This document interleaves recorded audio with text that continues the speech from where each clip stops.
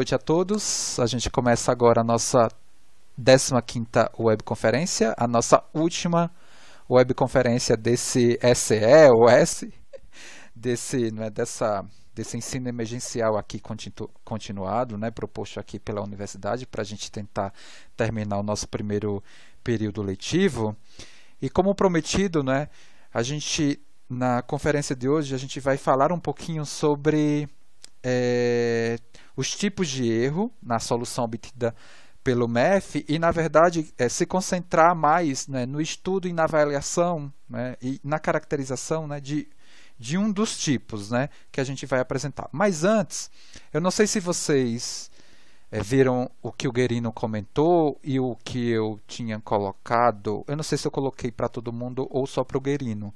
Que a gente fez uma discussão, deixa eu só compartilhar a tela, porque eu vou utilizar lá a lousa. Aí o Kelvin, eu não sei se o Guerino está aqui, aí o Kelvin me fala se o quadro, se ele está visível ou não. O caderno está ok, professor. Isso, perfeito, a lousa, eu falei quadro. Ou vontade, ou É saudade, isso. da sala de aula, Mas tudo bem. Uhum. A gente, Sim. na aula passada, a gente fez o laboratório, sobre elementos finitos triangular de 3 nós, e a gente fez até um laboratório com um elemento finito triangular de ordem superior, e a questão foi também tentar aplicar nesse laboratório a questão da isoparametria. E eu comentei com o Guerino que a gente tinha colocado uma coisa que estava um pouco incoerente dentro do que a gente comentou. Porque assim, eu fiz a correção no vídeo que está lá no meu canal, porque eu comentei, olha gente, a gente vai apresentar aqui a isoparametria do elemento triangular de 3 nós em função de coordenadas de área, e aí eu tinha colocado que não tinha encontrado nenhum programa, vamos dizer assim, das ferramentas que eu procurei, porque realmente não faz sentido, vamos dizer assim, esse esforço para fazer a aplicação da isoparametria para elemento triangular de 3 nós, porque eu vou tentar explicar agora. Então, o que é que acontece? O elemento finito triangular de 3 nós, a gente viu que ele é só composto. Mas se a gente pegar, vamos dizer assim, ele escrito lá na primeira apresentação que a gente deu, que foi em coordenadas globais, a gente viu que ele é composto por esse tipo de aproximação. Deixa eu só buscar aqui só para a gente. Ele aqui, ele é composto por uma aproximação que vai ter o parâmetro constante, o parâmetro de grau 1 na direção x e o de grau 1 na direção y, tudo bem? Então, a minha aproximação do campo de deslocamento vai ser função dessas psis aqui, que são função de x, de y e do termo constante. E aí a gente já tinha definido que esse elemento triangular de 3 nós, ele é de deformação constante. Por quê? Porque se a aproximação do campo de deslocamento é linear em x e em y, e quando eu aplicar os operadores diferenciais em cima dessa função, a gente vai ter uma constante. Tá? Ou seja, a deformação, a derivada do campo de deslocamento é a deformação, por isso que ele é denominado deformação constante. E se isso tudo daqui de dentro é uma constante, ela sai da integral. E a integral não precisa ser processada, vamos dizer assim, numericamente. Ela pode ser. Eu formalizei essa apresentação do elemento finito triangular isoparamétrico, porque a gente tinha dado o quadrilateral isoparamétrico, tá? Eu fiz a apresentação dele. Também por quê? Porque é mais fácil entender o elemento triangular de 6 nós, que aí sim eu não vou ter mais aqui dentro uma função constante e eu vou precisar processar essa integral dessas funções resultantes aqui desse cálculo que me dá como esses elementos aqui integrados vão me dar as entradas da minha matriz rigidez. Mas especificamente para o elemento finito triangular de 3 nós, isso daqui é uma constante, ela sai da integral, e a integral é justamente representada pela área do triângulo, que é dada por essa conta daqui. Então, todo programa que você... Possivelmente, os dois programas que eu mostrei para vocês, eles, na verdade, fizeram o cálculo, não é, a partir da multiplicação, né, da área, né, dessa constante dada por essa conta daqui e a espessura do meu problema. Tá? Então, é isso. Né? Então, não precisa ser... como eu acho que cheguei a comentar, não precisa ser obrigatoriamente, né, um elemento finito triangular retângulo, um elemento finito triangular, não é? Triângulo retângulo, não, né? Eu posso ter qualquer triângulo, se eu tenho os 3 nós, né? Se o meu elemento é um elemento triangular de 3 nós, a deformação vai ser constante, ou seja, tudo que vai estar aqui dentro, né, nessa conta é uma constante, eu, né, tiro ela do operador integral e a minha integral fica representada pela área, tá, da figura. Tá? É só essa observação que eu queria fazer, que eu, na verdade, fiz uma edição do vídeo passado e destaquei isso, para deixar bem claro, tá? Em tudo que vocês têm de programas que foram apresentados, o porquê de, possivelmente, né, nesses programas, né, com a aplicação, né, do elemento finito triangular de 3 nós, eu não ter explicitamente a isoparametria programada, porque ela, vamos dizer assim, ela não faz sentido dentro do que a gente discutiu aqui. Tudo bem, gente? Perfeito?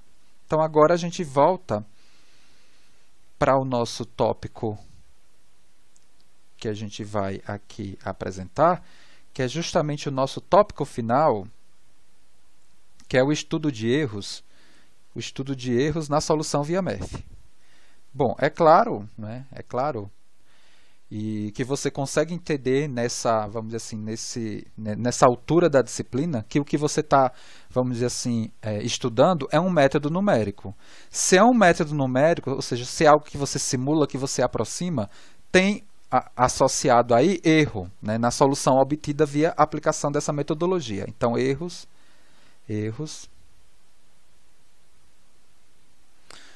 na solução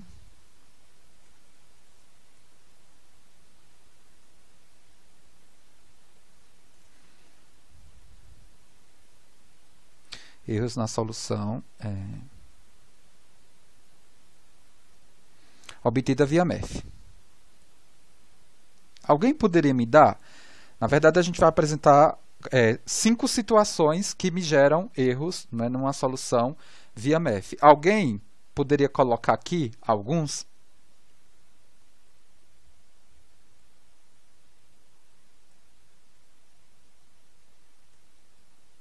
O problema de você ter uma aproximação que não é do grau do problema que você está trabalhando. Sim, que é o primeiro erro, na verdade, e o erro que a gente vai destacar aqui, que a gente vai estudar com uma maior profundidade, que é o erro de discretização, não é, Kelvin? Foi o Kelvin que respondeu? Sim, professor. Então, que é o erro de discretização. Nesse processo, né, de estabelecer, de desenvolver a sistemática de aplicação do MEF por, né, distribuição, dispersão de nós, né, num dado domínio, associar uma função de aproximação nesse nó com um dado grau, né, na verdade, ou seja, definindo aí a aproximação do meu problema, a gente já enxerga aí que, né, é o primeiro nível, né, a primeira condição aí que me dá, não é, o erro, que é o erro de discretização, né, associado, o erro de discretização. E, na verdade, esse erro de discretização é a maior fonte de erro que eu tenho na aplicação do MEF. Então, é ele que a gente vai destacar já já. Vamos dizer assim, a gente vai estudar elementos para tentar quantificar esse erro de discretização. Eu vou colocar aqui, não é? Ó. Vou colocar aqui maior fonte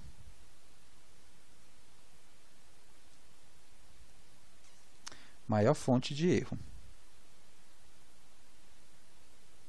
E ainda mais, né?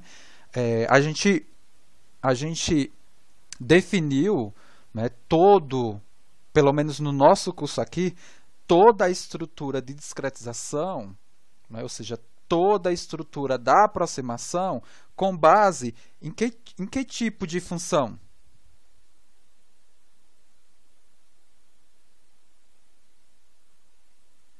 Foi função polinomial, né?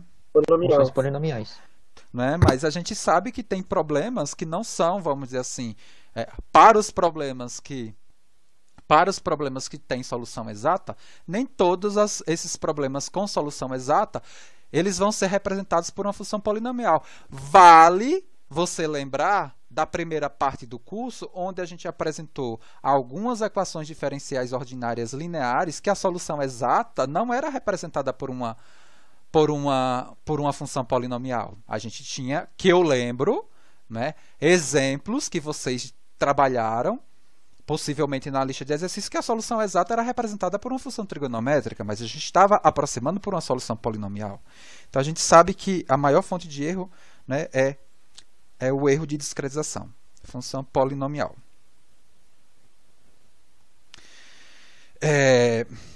Tem alguém com o microfone aberto? Não sei se está dando interferência aqui. Então, um outro erro é o erro na aproximação da geometria.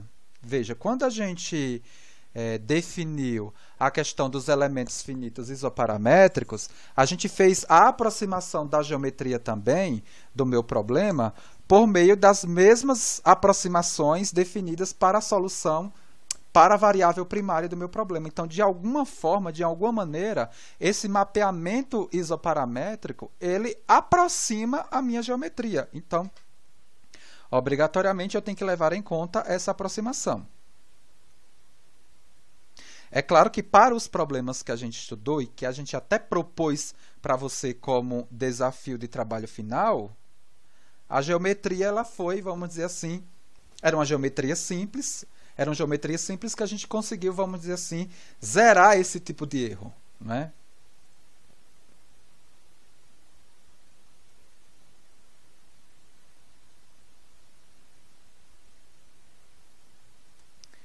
Alguém consegue pensar um outro tipo de erro? Por exemplo,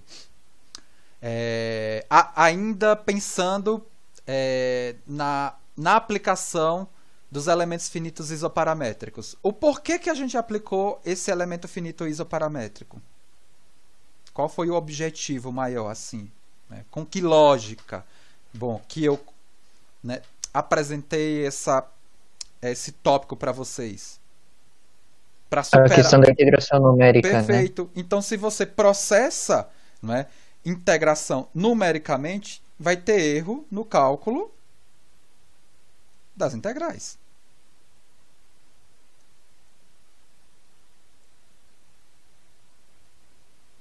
Eu não quero discutir isso aqui com vocês agora, porque isso é tópico de um curso mais avançado.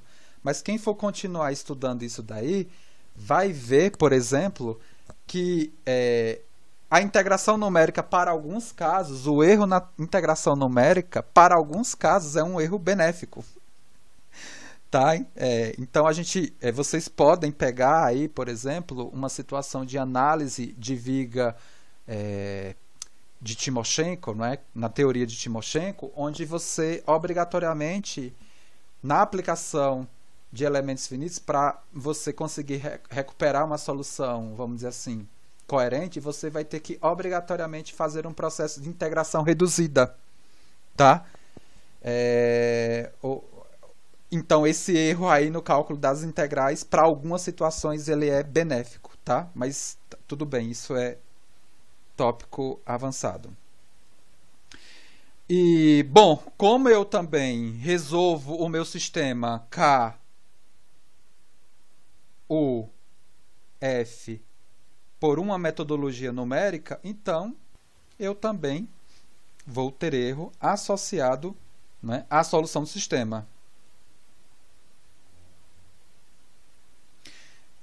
Lembra que eu comentei daquelas condições, daqueles elementos necessários para a convergência e de alguns outros elementos, vamos dizer assim, que não eram mandatórios, mas que eram importantes a gente avaliar no sentido da convergência da solução, né, numérica obtida via MEF? Então, um ponto daquele está associado aqui nesse erro de solução, né? Que é o mau condicionamento do meu sistema. Lembram o que significa essa situação do mau condicionamento? Pequenas perturbações nos elementos de entrada de K e F me produzem grandes mudanças no vetor solução. Se o sistema é mal condicionado, isso acontece. Veja, as entradas de K e F, numericamente, são representadas por arredondamento, por números arredondados, ou seja, são pequenas perturbações. Então, se eu tiver um sistema mal condicionado, possivelmente eu vou ter problema na solvabilidade desse sistema. Tá? Erro na solução do sistema. E, finalmente, a gente tem um erro, vamos dizer assim, associado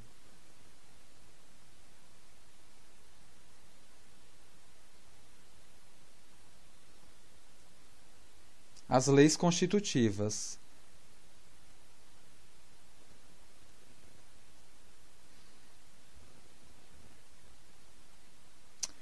As leis constitutivas. O que é que eu quero falar com isso daqui? Bom, você pode, num dado processo de modelagem, né, e simulação utilizando o MEF, e explicitamente em problemas da mecânica das estruturas, você definir uma relação entre tensão e deformação do seu modelo que não tem coerência para a análise que você está processando.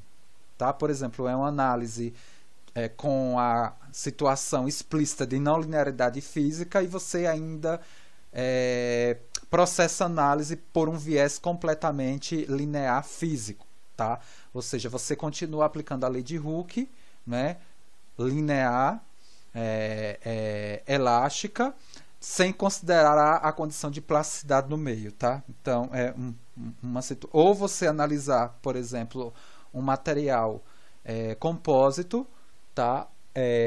Desconsiderando, por exemplo, a ortotropia do meio, né? Ou seja, você considerou ainda a situação simulada no viés ainda com a isotropia. Tá? Então, tem um erro aí na lei constitutiva. Só que, como a gente já comentou, a maior fonte de erro é isso daqui, é erro de discretização. E, na verdade, a gente vai agora dar uma estudadazinha de forma bem rápida, tá? Para a gente não deixar de comentar isso no curso, porque esse tópico é tópico da ementa, a gente precisa comentar, para dar até uma noção, né, de como quantificar as medidas de erro, né, associadas ao erro de discretização, para ajudar também, vamos dizer assim, nessa finalização do trabalho dentro do que a gente discutiu até no próprio laboratório passado. Lembra no final que a gente pegou a gente fez a estimativa de tensão normal, não foi isso? Para a seção de momento máximo, não foi? E depois a gente olhou localmente, elementalmente, não é? O resultado, né, dessa tensão normal e comparamos simplesmente, tá, essa medida, né, esse parâmetro. E a partir dessa medida, vamos dizer assim, local, a gente já chegou a uma conclusão, né, que a gente estava com uma solução, vamos dizer assim, simulada muito ruim, né, para uma tomada de decisão de engenharia, dentro do que a gente fez. Mas esse tópico ele vai me dar condições de eu enxergar, né, que medidas locais e pontuais para se estimar erro, né, de discretização, né, do MEF, né, de soluções obtidas com o MEF, não são medidas assim muito confiáveis. Por quê? Porque a gente vai ver, né, e a gente já viu que para certos problemas a gente tem, por exemplo, erro nulo, né? Tipo, localmente, não é isso? Problema de barra sobre força normal, alguns problemas, por exemplo, o problema modelo que a gente definiu aqui no início do nosso curso, né? A gente viu situação de erro nulo, né? Mas com esse tópico aqui a gente vai entender que essas medidas locais elas são medidas perigosas. Então a gente vai, de alguma forma, vamos dizer assim, bem superficialmente. Por que eu estou falando bem superficialmente? Porque isso aqui é campo de pesquisa atual, tá? Porque o que a gente vai mostrar, na verdade, aqui é mais o erro a priori, né? A gente não vai trabalhar aqui com algo associado a medidas de erro a posteriori, tá? A gente vai discutir isso já já. Então, estimativa de erros de discretização.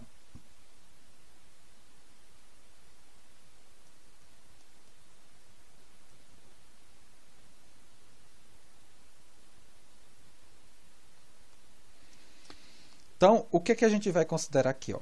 A gente vai considerar uma solução do MEF de um problema mecânico estrutural, tá?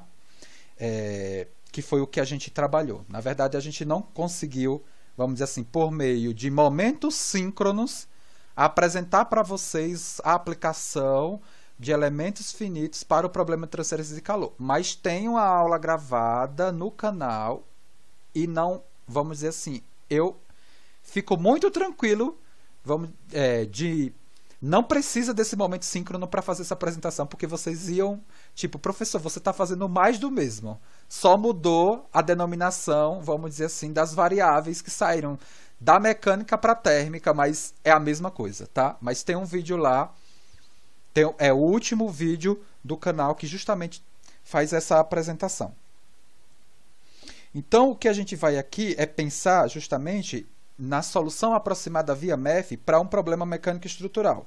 Né? Ou seja, num problema mecânico estrutural, o que a gente tem de variável, vamos dizer assim, primária e secundária definidos no nosso curso é o deslocamento, tá? Tudo bem? A tensão, ok? E a deformação.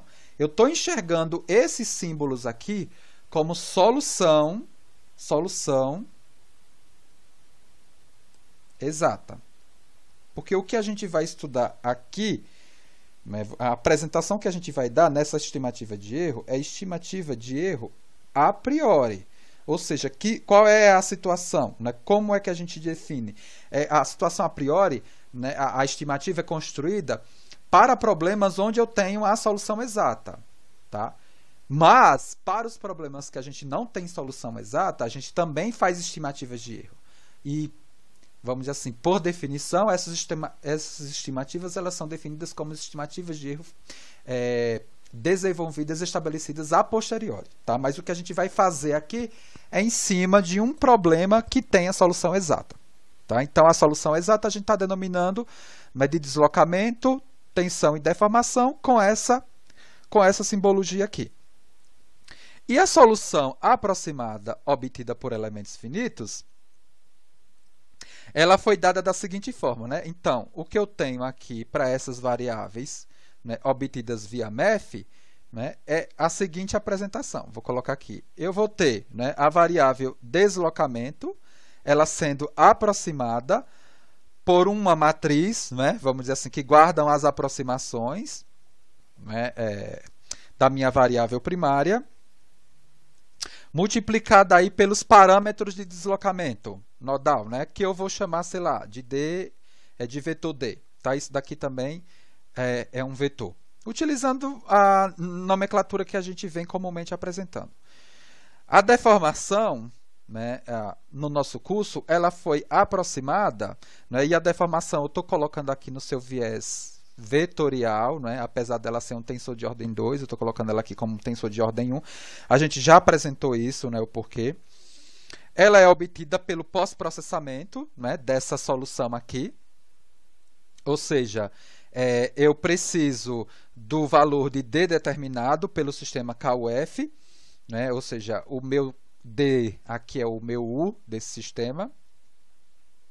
E ele vai ser obtido a partir do quê? Da multiplicação da minha matriz B, que é a matriz que guarda os operadores diferenciais, na minha matriz que guarda as aproximações, né, da minha variável primária e em função aqui, deixa eu tirar uma barrinha aqui, do meu vetor incógnito e também a minha tensão aproximada, basta eu pegar isso daqui que eu calculei e multiplicar pela matriz constitutiva de rigidez. Então, eu já tenho definido aqui a minha solução exata e a minha solução aproximada. Com esses elementos definidos, eu posso agora formalizar, né, os meus elementos de erro, né? Essas medidas que são medidas locais de erro, né? Ou seja, o erro no deslocamento, ele é quem? A diferença entre a solução exata e a solução aproximada.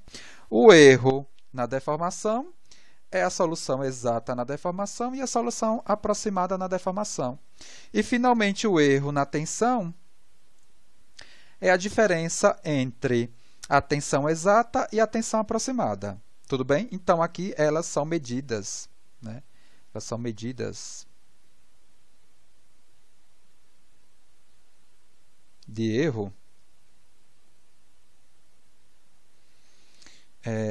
que eu defini aqui a priori. Tá? Medidas de erro. Tudo bem? Então, são medidas a priori, justamente por conta da necessidade de eu ter a solução exata para se estabelecer, para se definir essa medida de erro. Então, e outra coisa, não é? Eu não coloquei aqui, mas são tracinhos, né? Aqui, não é? Então, eu sei que isso daqui, não é? São vetores, né? São vetores também, tá? São medidas de erro que estão, né, avaliadas no seu viés vetorial. Olha só. Essas medidas locais, já no exemplo que a gente vai apresentar, apesar do exemplo que a gente vai tratar já não ser mecânico estrutural, mas a gente vai, na verdade, aproveitar tudo o que a gente desenvolver aqui para o mecânico estrutural, no sentido de se definir, se construir uma medida global que pode ser aplicada para problemas que, aparentemente, ela não tem uma ligação, né, com algo no viés mecânico estrutural. Tipo, como eu posso quantificar uma medida de erro para aqueles problemas que eu tratei lá no início do curso? Lembra daquelas equações diferenciais ordinárias lineares? Né? O que eu fiz lá naquele momento do curso foi simplesmente, me plota aí a solução exata e a solução aproximada e enxerga comparativamente. Mas eu não pedi para você calcular, né, uma medida. Né? Vamos dizer assim, uma medida de erro local, agora a gente vai calcular, por exemplo, ela pode ser dada por essa expressão aqui, mas a gente vai ver que essa medida local, né, pontual, ela é muito perigosa, porque vai ter locais, né, onde essa medida de erro vai valer zero.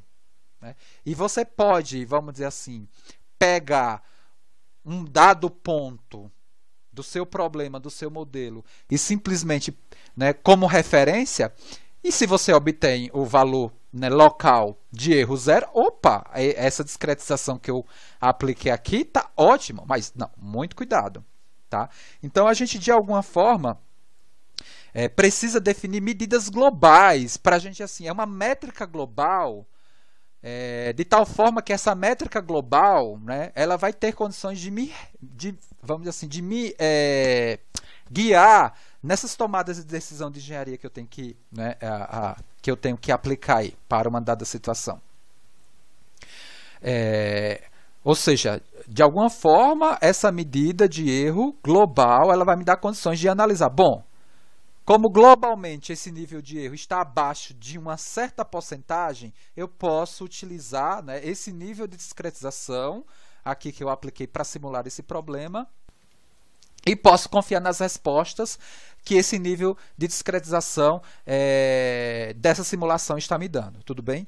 Então, essas medidas globais agora, que eu vou, né, mostrar para você,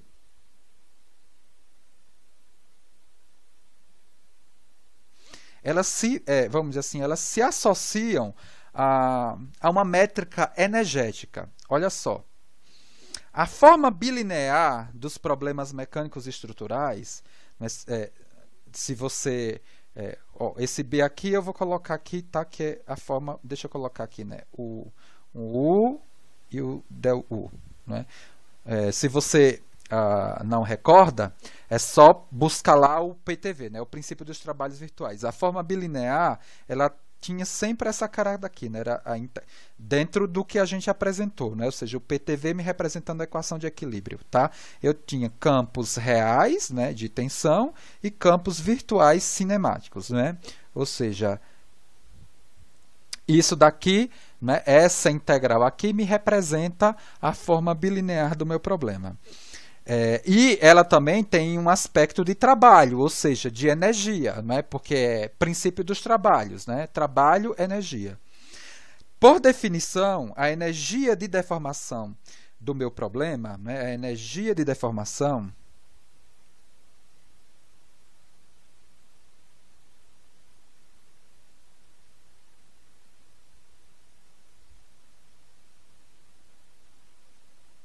do problema mecânico estrutural, não é? Quem fez técnicas de análise estrutural e projeto, não é, Elton? Viu bastante a definição de energia de deformação, não é? É meio, tá? É meio da forma bilinear. Eu estou colocando isso daqui, né? Porque o del epsilon aqui, não é? Ele vem dessa parte aqui virtual, né? Tá? O campo real e o campo virtual. É meio disso daqui, né? Tá? É meio. Ou seja, por definição, tá? A energia de deformação do problema é sempre meio da forma bilinear. E uma norma, né? Como eu falei, né? Uma medida global vinculada a aspecto energético.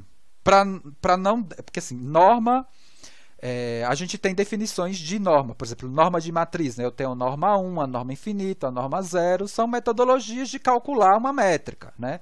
A gente tem a norma euclidiana. Então, a norma energia, né, essa medida global, ela é dada em função da forma bilinear. Então, a norma energia, olha só, a norma energia, ela é definida da seguinte forma.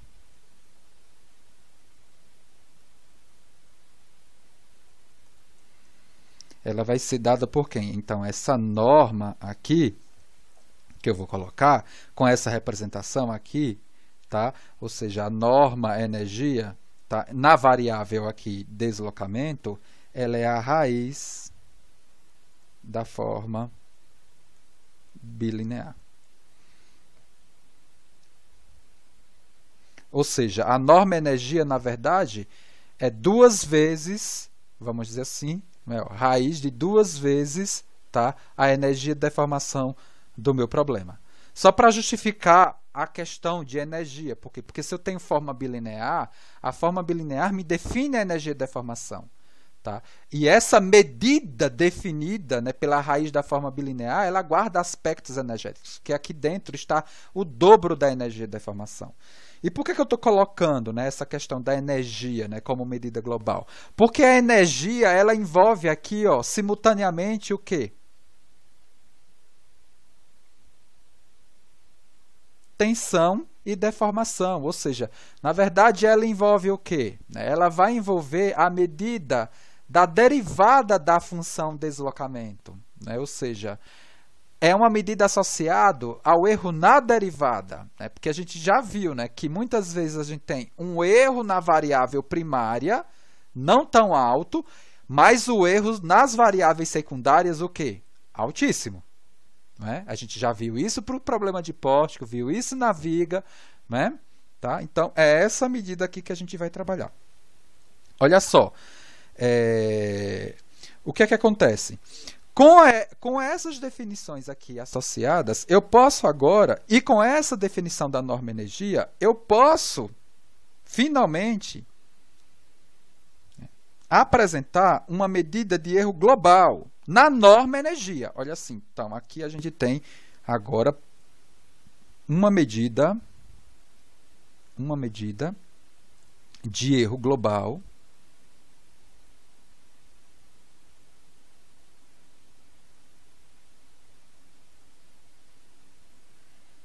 definida, né?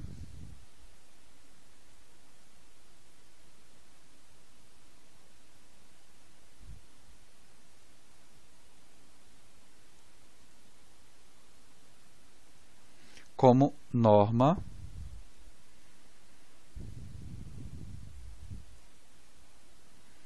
energia do erro.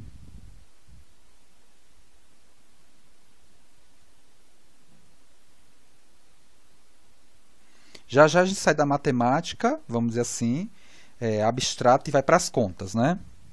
E aí vocês vão conseguir enxergar isso direitinho. Então, qual é a cara dessa norma? tá? Ou seja, a partir da definição que a gente deu, né, da energia de deformação e da norma energia, né, a gente consegue agora definir essa norma energia, né, na deformação a partir dessa integral aqui, ó.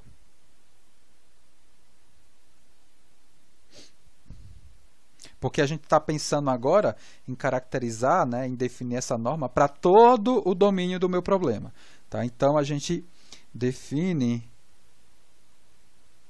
e como são vetores, para fazer, vamos dizer assim, para fazer sentido com a matemática, a gente precisa obrigatoriamente, né, desse elemento aqui vetorial transposto, né, pré-multiplicando aqui a matriz constitutiva de rigidez, tá? E pós-multiplicando, né, pelo erro, né, na deformação. Vocês estão vendo que isso daqui, ele guarda aspecto do que? Isso daqui é tensão, deformação. Olha só, ó, né, ó. Opa, deixa eu voltar. Opa, vamos aqui, ó. Vocês estão vendo aqui, ó, integral, né, de sigma. Isso aqui é a forma bilinear. Perfeito? Isso aqui é a forma bilinear, ó, tá? Ó, que eu estou escrevendo de alguma forma aqui, ó. Ó, isso aqui é a forma bilinear. Isso daqui elevado... Isso daqui elevado a meio para a gente recuperar a definição lá da raiz quadrada. Tudo bem? E uma outra, né, medida, a medida do erro na tensão, que ela vai ser dado pela integral, tá, do erro na tensão, o vetor, não é? Isso aqui transposto, a matriz de rigidez inversa, porque agora eu estou aqui, na verdade, para fazer sentido, né, com o trabalho, né, o trabalho tensão nas deformações, porque tensão é matriz constitutiva de rigidez vezes deformação, e deformação vai ser quem? Tensão, explicitando, né, a deformação vai ser quem? A flexibilidade, que é o dA-1, vezes os campos de tensão. Então, é justamente isso aqui para fazer sentido a conta não ter um erro conceitual.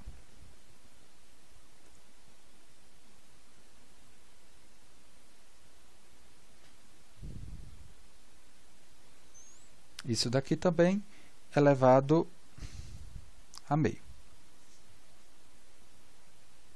E para a situação que a gente está estudando, né, que é a elasticidade linear, né, isso daqui é igual a isso daqui. Tá? Então, isso daqui para a situação que a gente está estudando, né? Para a elasticidade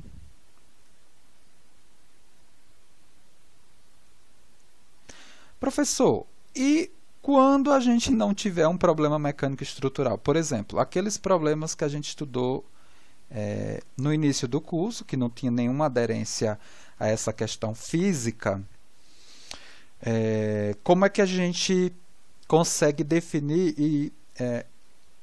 e caracterizar aí uma medida global de erro? Então, aí a gente vai agora, né, vamos dizer assim, ainda fazer uma apresentação vinculada aos problemas mecânicos estruturais, mas essa medida de erro, na norma L2, ela justamente pode ser aplicada para aqueles problemas onde a gente não tem, vamos dizer assim, o D, né? A gente não tem a matriz constitutiva de rigidez do meu problema. Então, inspirada nessas normas aqui, energia, a gente vai colocar aqui uma medida alternativa na norma L2. A diferença dessa medida na norma L2 para a anterior que eu coloquei é justamente a não presença da matriz constitutiva aí de rigidez. Então, uma medida alternativa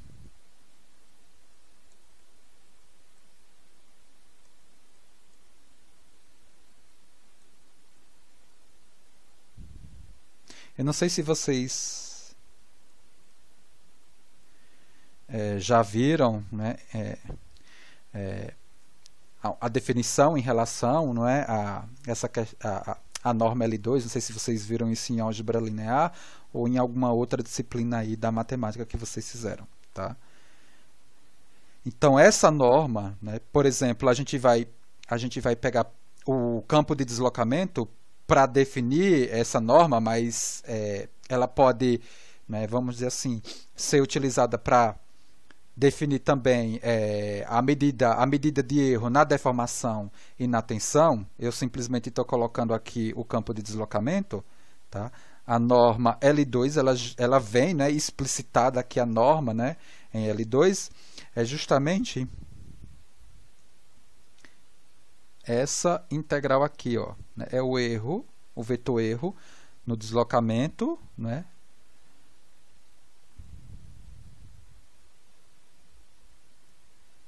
sendo processado dessa forma. Ou seja, é uma média dos erros locais ao quadrado. Tá? Porque é como se isso daqui fosse, né, isso aqui vai me dar um escalar, não é? É um vetor vezes um outro vetor. Para fazer sentido matematicamente, tá? Ela tem essa apresentação. Né? Eu coloquei aqui o campo de deslocamento, mas eu poderia, né, vamos dizer assim, ter definido essa norma aqui nessa medida global, essa medida alternativa, né, no L2, no espaço L2, simplesmente escrevendo isso daqui sem o D. Tá? Então, a gente, né, no exercício que a gente vai desenvolver, né, essa medida global na norma L2 e também vai desenvolver uma medida, né, relativizada até. Né? A gente vai mostrar medidas calculadas na norma energia, erro na norma energia relativizada e a medida global local também relativizada, tá? No campo de deslocamento, e eu acho que eu faço na derivada, né? E aí na norma L2, né, a derivada, né, a gente vai, por exemplo, representar a influência do resultado que eu obteria, né, no campo calculado, né, numa situação mecânica estrutural, né, no campo de deformação e no campo de tensão. No exemplo que a gente vai dar, não, né, porque vai ser um exemplo, vamos dizer assim, matemático. Olha só, o exemplo que a gente vai trabalhar vai ser também no SMES.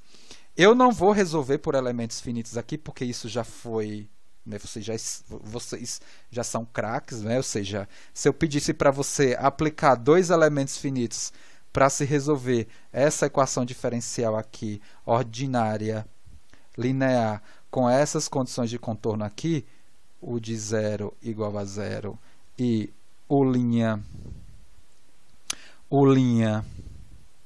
de 1 igual a 1, vocês facilmente conseguiriam, né, definir isso daqui para o domínio variando de 0 a 1.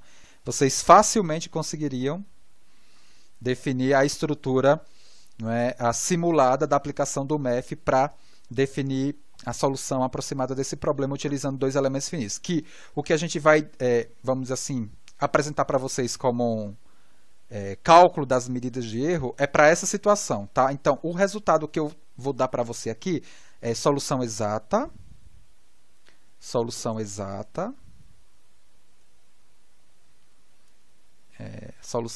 do meu problema é U menos x2 sobre 2 mais 2x, ou seja, se eu tenho uma solução exata, a derivada da solução exata é muito tranquilo, que é menos x menos, deixa bonitinho aqui, menos x mais 2, por quê? Porque o exercício que a gente vai desenvolver, a gente vai trabalhar tanto como medida global e medida local da solução exata, quanto da derivada da mesma. E a solução de elementos finitos, ou seja, o MEF utilizando 2 elementos finitos de igual comprimento, né, aplicando. Eu não sei se esse exercício é um exercício da lista, tá? Depois vocês verificam, porque se vocês tiverem, vocês podem conferir. Então, eu vou dar aqui a solução por elementos finitos, da solução e da derivada dela, para os 2 subdomínios dos elementos finitos de igual comprimento, de 0 a meio, né, a solução aproximada, foi 7 quartos de x, e de meio a 1, a solução por elementos finitos desse problema me deu útil 5/4 de x mais 1/4. Tudo bem? Deixa eu separar aqui com verdinho para não confundir. Isso aqui é o intervalo da solução por elementos finitos. Então, se eu tenho a solução aproximada, a derivada dela, aqui vai ser, nesse intervalo, vai ser 7/4, não é isso? E nesse outro intervalo, eu vou ter 5/4. Perfeito? E agora eu vou lá para o SMS para a gente fazer a discussão. Tudo bem? Em cima do que a gente apresentou aqui em relação a essas definições.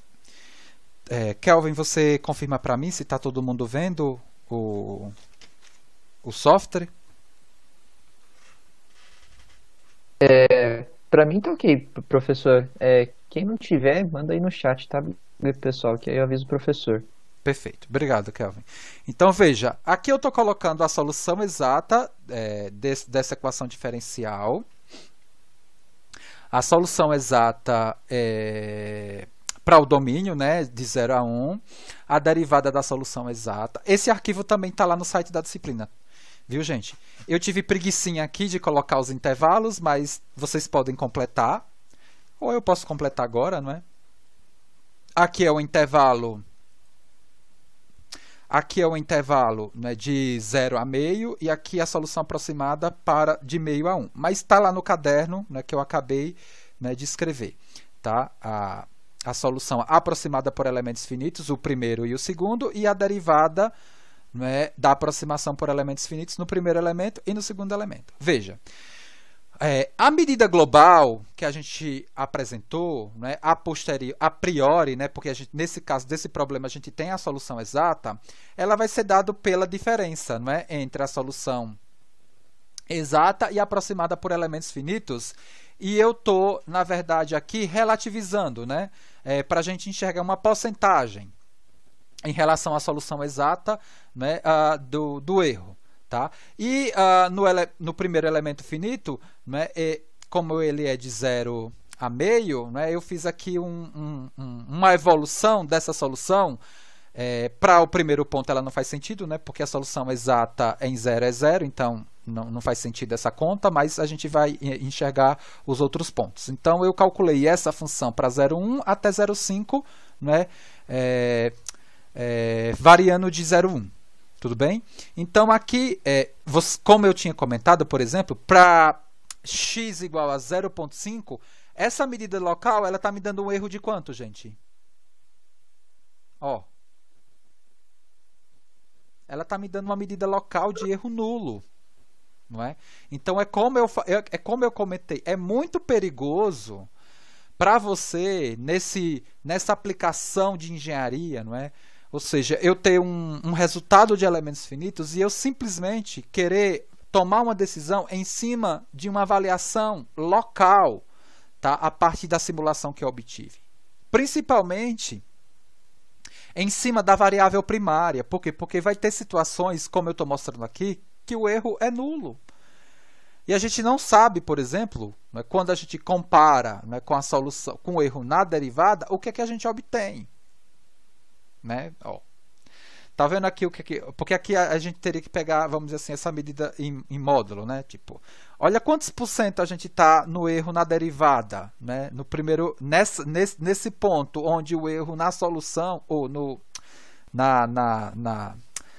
na função ele é 0, né? Olha, 16,67%, né? Aumenta bastante, né? No elemento 2, veja que é tudo local, né? Mas a gente, de alguma forma, não consegue, vamos dizer assim, uma resposta e uma medida global. A gente só vai conseguir essa medida global a partir das definições que a gente deu. No caso aqui desse problema, como ele não é mecânico estrutural, eu vou definir, né, a minha medida global a partir da L2. Né, a partir da L2. E basta, né, na verdade, né, ou seja, eu caracterizo o erro, né, tipo, de cada elemento e faço a soma e eu relativizo aqui com a solução exata também sendo, né, vamos dizer assim, definida para todo o domínio, representada aqui pelo operador integral. Então, na norma L2, eu simplesmente, né, preciso do cálculo dessas medidas, né, vamos dizer assim, em termos da função, né, a função erro entre o exato e o aproximado. Eu não posso ficar observando aqui localmente, eu pego essas medidas aqui, que estão, na verdade, definidas aqui, elas não estão mais relativizadas, né? Eu fiz questão de escrevê-las aqui. Eu vou fazer a condição a condição relativa do erro a partir aqui, né, agora dessa conta. Então, no primeiro elemento, veja, a norma L2, por definição que a gente deu, ela é justamente essa daqui, não é? É essa integral. Elevado a meio, né? Por isso da raiz aqui. Tudo bem, gente? Por isso da raiz aqui. Então, é só processar essa integral. Né? Só processar a integral por essa definição do erro. Veja que nesse problema específico, para essa discretização, o erro na variável primária, ela me deu quanto?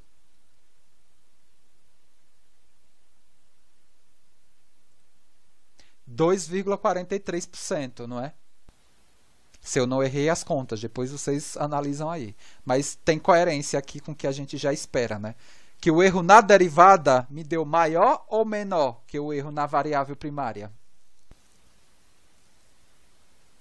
O erro na derivada bem maior aqui, não é? Ó, né? 9,45%. Tá? Aí você, professor, bom, então qual é? Tipo, a gente já tem a medida, né? E qual é o erro de nível tolerável? Né? Aí vai muito da prática de engenharia, né? Vamos lá levar para o dia a dia de vocês. Por exemplo, numa empresa de desenvolvimento de produtos aeronáuticos, né?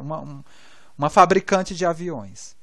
Ela vai utilizar possivelmente elementos finitos para fazer a certificação do produto aeronáutico, né? E aí ela vai utilizar um status de discretização para fazer essa simulação. Eu lembro da gente, eu acho que ter comentado isso no curso. Não vai ser algo ultra refinado, vamos dizer assim, que me dê, vamos dizer assim, 0% de erro, porque vai ter esse problema, não tem nem solução exata, mas a gente conseguiria ter uma métrica de erro a posteriori, mas a gente não vai comentar isso aqui no curso, porque não dá tempo. Mas também não vai fazer uma coisa muito pobre em termos de discretização. Foi aquilo que a gente meio que comentou na aula passada, quanto da simulação da viga. Você vai ter, né, vamos dizer assim, um nível de discretização tal que o erro, vamos dizer assim, nas respostas, no sentido global, te dá segurança nesse processo de certificação, de apresentar o seu resultado para a autoridade aeronáutica e falar que o que você projetou tem confiabilidade, tem confiança, tem garantia. Tá? O que não dá para ter, por exemplo, né? Claro, se você aumenta o número de elementos finitos aqui, o que possivelmente vai acontecer com essa medida global de erro? Ela tende a diminuir. Não é isso? O que a gente estudou? O que a gente mostrou no nosso curso? Então, agora a gente, com essas medidas, vocês têm condições... por exemplo, no software de elementos finitos, de plotar o erro na energia de deformação. Se você buscar lá naquelas ferramentas que a gente já destacou no curso, na ferramenta do ANSYS, possivelmente ele vai ter lá um output que você seta e fala assim, olha, eu quero ver o erro na energia. Esse erro na energia foi fundamentado nessas normas aqui que a gente apresentou. E aí, globalmente, você consegue enxergar, né, vamos dizer assim, onde tem grandes erros na energia do problema. Isso vai, vamos dizer assim, apontar para programas inteligentes onde você tem né, a adaptatividade da malha, ou seja, o próprio programa ele já calcula o erro e já faz uma discretização onde eu tenha um maior, vamos dizer assim, nível de erro no problema. Eu não vou, vamos dizer assim, atacar a discretização, ou seja, discretizar, você gastar, vamos dizer assim, memória na minha simulação do meu computador, aumentando o número de elementos finitos ou aumentando o grau da aproximação do meu problema, onde efetivamente eu não precise, porque o erro ali, o nível é baixo, tá? E isso vai ser dado, né, vamos dizer assim, com base nessas normas que a gente resumidamente definiu nessa última webconferência. A gente vai ficando tristinho, né? Porque eu sempre falo isso para o meu aluno, né? Todo aluno ou toda disciplina que eu trabalho e todo o contato que eu tenho com os meus alunos, né? Quando a gente vai fechando esse ciclo, a gente vai, né, tendo um tom de despedida e fica aquela saudade, né? Porque a gente não sabe se vai encontrar vocês novamente, né? Em outras disciplinas. Mas também, em todo o meu curso, eu gosto desse tipo de despedida, no sentido de dizer assim, olha, estamos aqui para ajudar você na sua formação como engenheiro, futuro engenheiro aeroespacial, né? E aí, eu espero que vocês tenham gostado do curso, mesmo com essa situação emergencial, né? A gente sabe que é uma situação que está fora do nosso controle, né? A universidade agiu rapidamente, dando essa possibilidade de continuar, né, a disciplina para que vocês não perdessem as 5 semanas letivas presencial que foi, né, trabalhada. Espero que vocês tenham aproveitado, gostado do curso, né? E a gente, né, o que a gente busca fazer com vocês é essa situação de vocês se interessarem por esse tópico, de querer estudar, de querer aprender, de querer se aprofundar. Então eu, né, continuo apoiando vocês aí em outras disciplinas, se a gente, né, se cruzar aí na frente, querendo fazer pesquisa nessa área, né, a minha área de pesquisa, a gente pode, né, trabalhar aí para quem, né, quer se aprofundar. E aí a gente vamos tentar aproveitar essa 1 hora aí para tirar dúvidas, né, sobre o conteúdo que vai ser, né, pedido na prova, né? Esse conteúdo ele não vai ser solicitado em prova, nem no trabalho, né? Ele foi algo, né, a mais. E a gente vai tentar aproveitar aí essa 1 hora, né, para que vocês possam tirar dúvidas e também, de alguma forma, definir aquele ponto, né, que ficou para a gente, na verdade, avaliar em relação à entrega do trabalho. Lembram do que eu estou comentando? Que falei, não tem importância, né, da gente, de vocês entregarem o trabalho dia 2, mas eu não queria, né, se caso alguém tivesse ficar de recuperação, que implique em fazer essa recuperação no dia 4, né, porque não tem como eu dar mais tempo, porque o SL acaba obrigatoriamente dia 6. Antes dessa discussão, né, eu vou, né, finalizar aqui a gravação para o vídeo não ficar tão grande, né, e qualquer coisa relacionada à dúvida que vocês tiverem que foi importante, eu tento colocar para a turma lá no CIGAR, né, mas também não vai dar muito tempo, né, que eu vou liberar a prova amanhã meio-dia, então não tem muito tempo, tá? Então eu só vou finalizar aqui o vídeo, né, para ficar uma coisa formal. Então a gente termina aqui, né, esse último vídeo aqui do SE, né, a nossa 15ª webconferência. E a gente